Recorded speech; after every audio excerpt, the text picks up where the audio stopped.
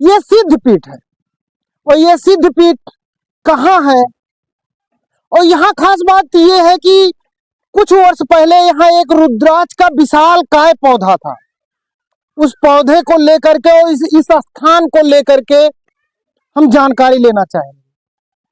आपका क्या नाम है? सबसे पहले हमारा राजू गुप्ता नाम है। सबसे पहले मैं पूरे भारतवासी को बहुत बहुत धन्यवाद करता हूँ।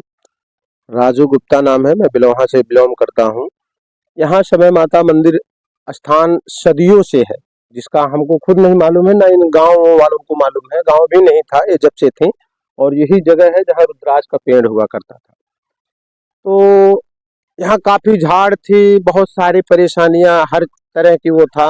अच्छा, ये वीरान जंगल के रूप में वीरान हाँ, ये सब मकाने भी नहीं थे। यहाँ एक रिश्तेदार हमारे मामा जी लोग लगते हैं, उनका एक चक्की था छोटा था, वही तेल ओल पेरा करते थे, आटा उटा गूंथते, बाकी यहाँ कुछ भी नहीं था, जो मेरी बचपना थी। तो दूसरी चीज यहाँ ये है, ये माता रानी की ऐसी विडम्बना है ये कि आज नहीं सदियों से, मेरी 38 साल की एज हो गई, मैं जब से इनको देख ही रहा हूँ, मैं जब से होश संभाला हूँ, कि जो भी व्यक्ति यहाँ अपना मनोकामना लेकर के आता है 7 दिन के अंदर उसकी पूरी होती है। सबसे बड़ी बात है, रुद्राक्ष का पेड़ यहाँ 3 मुखी 5 मुखी, अभी भी मेरे पास 4 6 10 बीजे रखी हुई है। दूसरी चीज ये है, नीम का पत्ता यहाँ से खा करके देखेंगे और दूसरे पत्तों में देखेंगे तो जमीन आसमान की फर्क पड़ेगा आपको। ये माता रानी की देन है।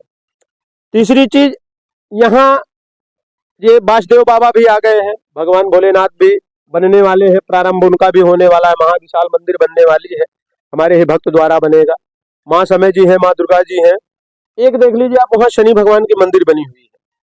और इससे ज्यादा क्या कहें हम, बाकी सब दुनिया देख ही रही है, पूरे क्षेत्र के लोग देख रहे हैं कि कैसा। अभी 2 तारीख से कलश यात्रा है, 2 तारीख को महाविशाल कलश यात्रा है, जिसमें हाथी घोड़ा ऊंट और मान लीजिए बहुत साज बाज रखा गया है। क्षेत्र की जनता बहुत काफी उत्साहित है इस यज्ञ को पूर्णाहुति करने में।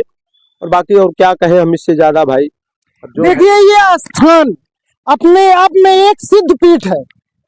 ये सिद्ध पीठ होने के साथ साथ यहाँ मांगी गई मुरादें पूरी होती हैं। इनका कहना है कि 7 दिन के अंदर वो मुरादें पूरी होती है। लेकिन खास बात ये है कि ये मंदिर और ये जगह, मानो ये जैसे जो दुर्लभ पौधे होते हैं, दुर्लभ पौधे, रुद्राक्ष कहीं दूर दूर तक उसका नाम नहीं होता है, हिमालय जैसे चोटियों पे पाने वाले पौधे यहाँ कैसे आए? और कैसे यहाँ जो उतना विशालकाय पौधा हुआ, जिससे इलाहाबाद की भी टीम आई थी चेक करने के लिए, बनारस की टीम आई थी, दिल्ली की टीम आई थी, लखनऊ की टीम आई थी, उस पर रिसर्च के लिए कि ये पौधा यहाँ कैसे उग गया। और यहाँ खास बात है, इन्होंने बताया कि एक नीम का पौधा है, नीम का पौधा जिसके पत्तों में कड़वाहट नाम का नहीं है। यह एक दैविक शक्ति का ही वो है। और यहाँ दूर दूर के लोग जो है इस धाम में आते हैं और यहाँ अपना सर झुकाते हैं। यहाँ वो लोग आते हैं जो करोड़ों में खेलते हैं, जो किसी के आगे हाथ नहीं पसारते, लेकिन यहाँ पसारते हैं अपना हाथ और यहाँ अपनी झोली फैला करके मांगते हैं इस धाम में।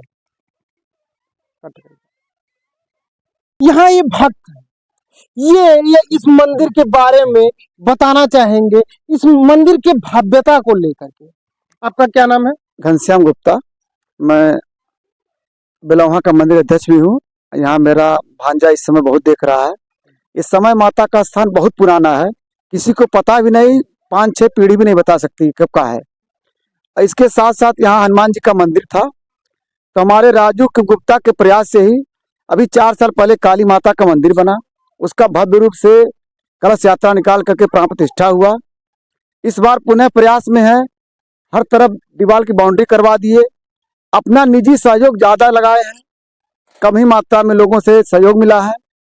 इस वर्ष 2 तारीख से 2 मार्च से, इसी मार्च में यहाँ फिर माँ काली का मतलब यज्ञ शुरू होगा, प्राण प्रतिष्ठा भी रहेगा। शनिदेव का मंदिर बना सामने, उनकी मूर्ति भी बनारस से आ चुकी है और विशाल भव्य यात्रा के साथ यहाँ पूजन होगा, प्रतिष्ठा हो जाएगा।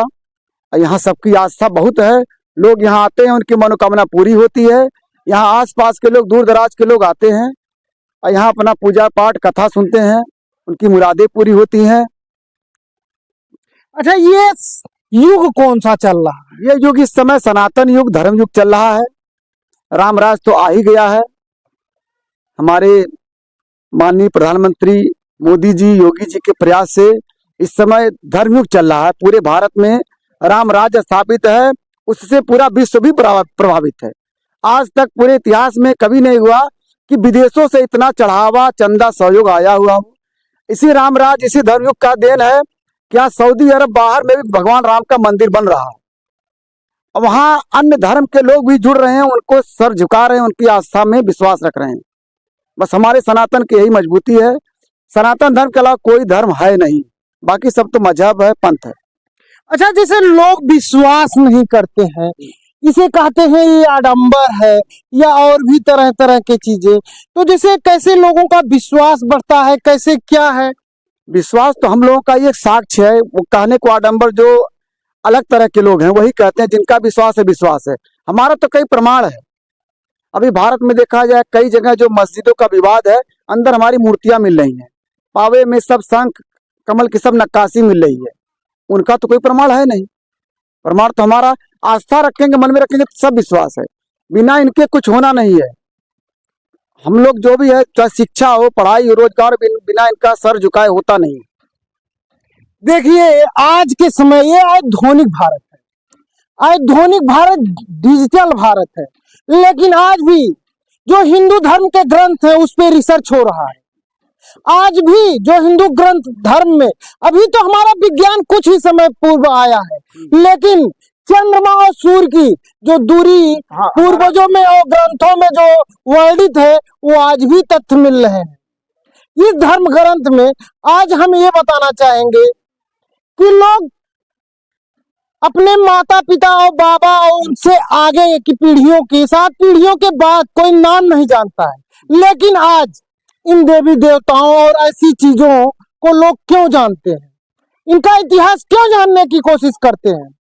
देखिए, जब आदमी हार जाता है, हर तरफ से जब हार जाता है, कोई सहारा नहीं होता है, तब वो किसी सिद्ध पीठ पे जब जाता है और अपना जो है वहां कहता है कि हमें ये परेशानी है, और जब उसका परेशानी ठीक हो जाता है तब वो आस्था रखता है, तब वो विश्वास रखता है, और तभी उसके अंदर ये भावना जागृत होती है कि देवी देवता भी होते हैं। जब मैं थोड़ा सा जानकारी हुआ तो हमने देखा कि भाई ये माता जी हैं, इनकी एक इतना बड़ा आस्था है। लोग यहाँ जो आते हैं अपनी मुरादें लेकर के, जो कहते हैं उनका वो पूरा हो जाता है।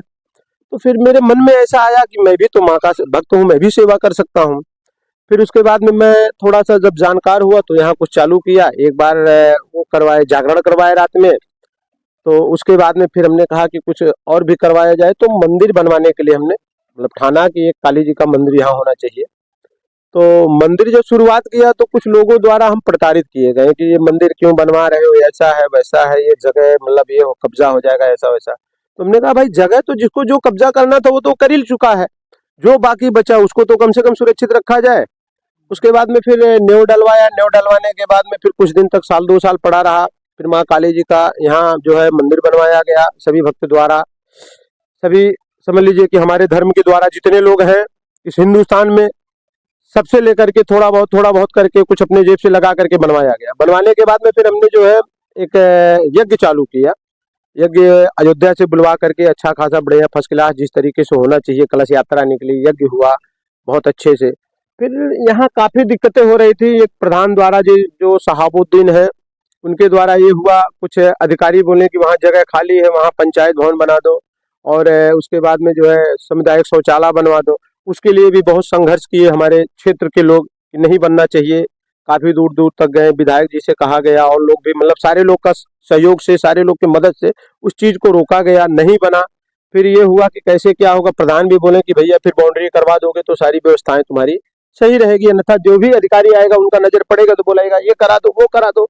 फिर हम लोग ने कहा कि चलो ठीक है, तो बाउंड्री कराना अभी 4 महीने से काम चालू है। प्रारंभ किया गया बाउंड्री बनाने के लिए। बाउंड्री देख लीजिए चारों तरफ से लग गया। 1-2 कमरे का वृद्धाश्रम भी बनवाने के लिए कहा गया है, वो भी कमरा लग गया, बन गया है। छत लगाने के लिए बाकी है। एक रैन बसेरा बन गया है, लैट्रिन बाथरूम बन गया है।